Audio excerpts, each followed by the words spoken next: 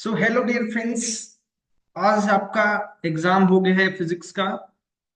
और यही आशा करता हूँ कि बहुत अच्छा एग्जाम आपका हुआ होगा। तो जो ऑब्जेक्टिव क्वेश्चंस रहे इस पेपर के अंदर, उनका मैं आपको आंसर की कुछ एक क्वेश्चंस का सॉल्यूशन मैं आपको बता रहा हूँ, डिस्कस कर रहा हूँ। ये जो पेपर जो मैं डिस्कस कर रहा हूँ, ये पंचकुला रीजन का है, हरियाणा पंचकुला रीजन का है। ये क्वेश्चंस मैं आपको दिखा रहा हूँ, पर्टिकुलर सेट के क्वेश्चंस हैं।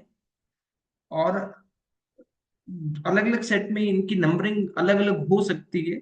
आप उसी के अकॉर्डिंग अपना आंसर चेक कर सकते हैं। तो जो सबसे पहला जो क्वेश्चन है, तो इसमें बस आपको ये ध्यान रखना था कि जो ये आपको दे रखा है ये आई वी ग्राफ है। आई वी ग्राफ है तो स्लोप का इनवर्स रहेगा इसमें, है ना। कि स्लोप जिसका कम रहेगा उसका रेजिस्टेंस ज्यादा रहेगा इसमें। तो यानी कि यहाँ पर R2 ग्रेटर देन R1 है।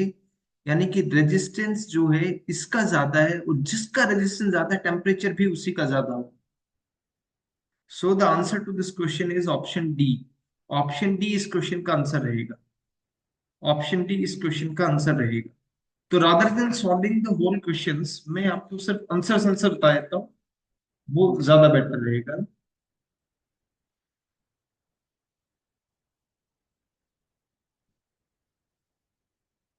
So answer to this question number 2 is C, है ना। ये भी बड़ा सिंपल सा क्वेश्चन था, आपको कुछ नहीं कर रहा था कि अगर एन रेजिस्टेंस सीरीज में है तो वो एन आर हो जाएगा, और पैरेलल में वो आर बाई एन हो जाएगा। और नव अब आप R S minus R P value solve कर लीजिएगा, you will get the answer. तीसरा क्वेश्चन बहुत ही आसान था। सेमी सर्कुलर रिंग पे जो मैग्नेटिक फील्ड है वो mu naught I by four R. So इसका answer option C. Answer is option सी।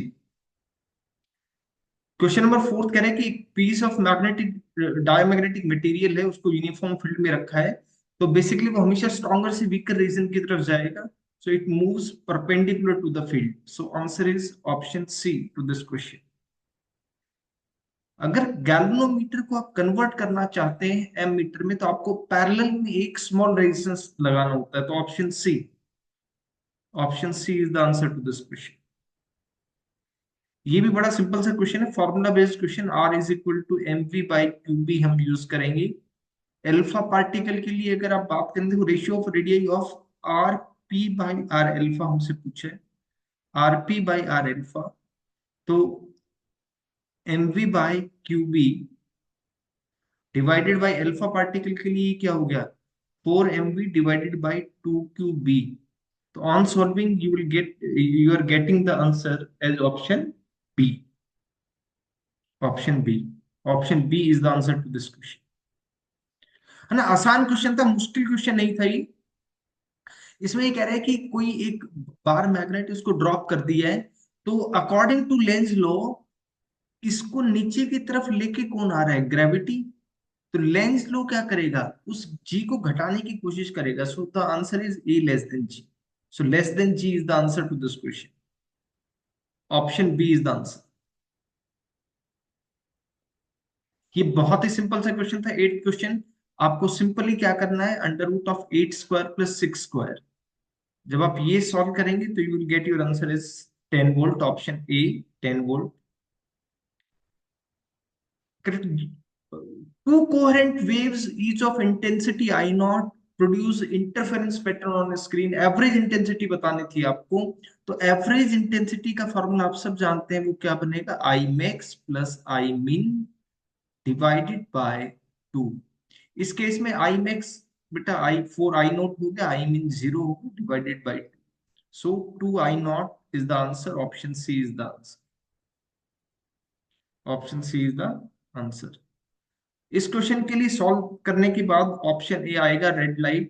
क्योंकि इसके कॉरस्पॉन्डिंग जो वेवलेंथ आती है ना, लैम्डा नॉट, वो आती 561 नैनोमीटर।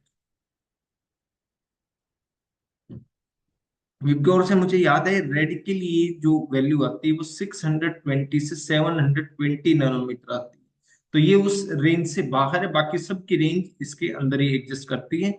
इसका आंसर ऑप्शन बी। आपका देखिए क्वेश्चन नंबर 11 भी डायरेक्ट फॉर्मूला बेस्ड क्वेश्चन है, मोमेंटम का फॉर्मूला आपको यूज करना है। तो मोमेंटम का फॉर्मूला आपके पास, आपको याद है इसका मोमेंटम का फॉर्मूला? क्लियर है? आपको मोमेंटम का फॉर्मूला डायरेक्ट याद है? सॉल्व करने के बाद इसका आंसर आ जाता है ऑप्शन बी। ऑप्शन बी इसका आंसर आएगा, क्वेश्चन नंबर 11 का जो आंसर है ऑप्शन बी आ जाएगा, है ना? आप चाहे तो डायरेक्ट फॉर्मूला यूज कर भी सकते हैं कि H mu by C, H की, म्यू की और सी की वैल्यूज करें। ऑप्शन बी आंसर है। इनसाइड ए न्यूक्लियस, देखो न्यूक्लियस की अगर बात करें तो वो 1 फर्मी से कम का डिस्टेंस होगा। 1 फर्मी के अंदर आप ये न्यूक्लियर प्रॉपर्टीज जानते हैं कि जो ये है इंडिपेंडेंट, जो फोर्सेस है इंडिपेंडेंट ऑफ चार्ज है, तीनों फोर्सेस बराबर रहेंगी, proton proton, proton neutron, neutron neutron. So answer D, 12th का आंसर डी। देखिए अलग अलग सेट में अलग अलग क्वेश्चन हो सकता है। क्वेश्चन नंबर 13 का देखिए, असर्शन भी ट्रू है, रीजन भी ट्रू है, और ये इसका करेक्ट एक्सप्लेनेशन भी है। ऑप्शन ए इसका आंसर आएगा। 14th में देखिए, असर्शन जो है आपका, असर्शन वो ट्रू है, रीजन फॉल्स है। ऑप्शन सी इसका आंसर आता है। 15th की अगर हम बात करें तो इसने असर्शन भी फॉल्स दिया है और रीजन भी फॉल्स दिया है, दोनों ही फॉल्स है। ऑप्शन डी इसका आंसर है। 16th की अगर हम बात करें तो 16th में असर्शन ट्रू है, रीजन फॉल्स है। ये गलत बात है कि शॉर्ट रेंज नहीं, ये गलत बात है।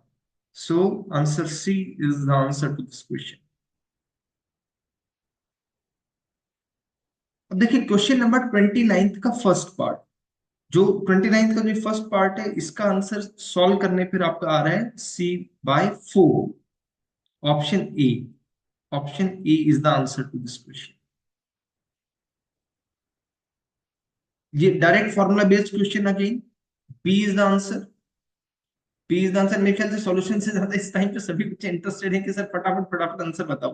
देखो energy stored half epsilon naught E square आप नहीं करेंगे, है ना? काफी बच्चों ने क्या होगा, half epsilon naught E square, ये एनर्जी डेंसिटी है, वॉल्यूम से मल्टीप्लाई करना पड़ेगा। आंसर सी आएगा इसका। Answer is going to be C. इसका आंसर 1/6 आ रहा है। 1/6 on solving, answer is 1/6। B का सॉल्व करने पे इसका आंसर बी आ रहा है, 2k/k+1। ये क्वेश्चन नंबर 30 है। 30 का ये इससे ऊपर वाला क्वेश्चन भी केस स्टडी वाला क्वेश्चन था, और क्वेश्चन नंबर 30 भी केस स्टडी है। एंटीमनी इसका आंसर है। एंटीमनी, ऑप्शन बी इसका आंसर है। Option B antimony.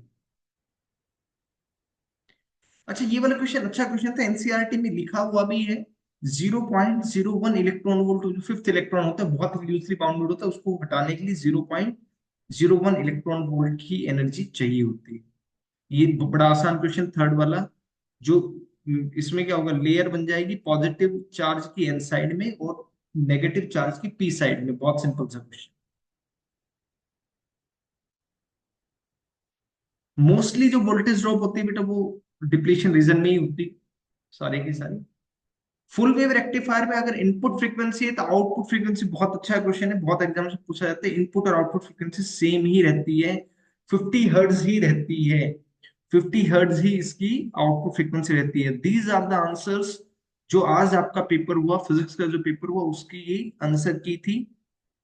तो आप बाकी वीडियोस के लिए भी चैनल को लाइक और सब्सक्राइब करें, and stay in touch with me. Okay, thank you.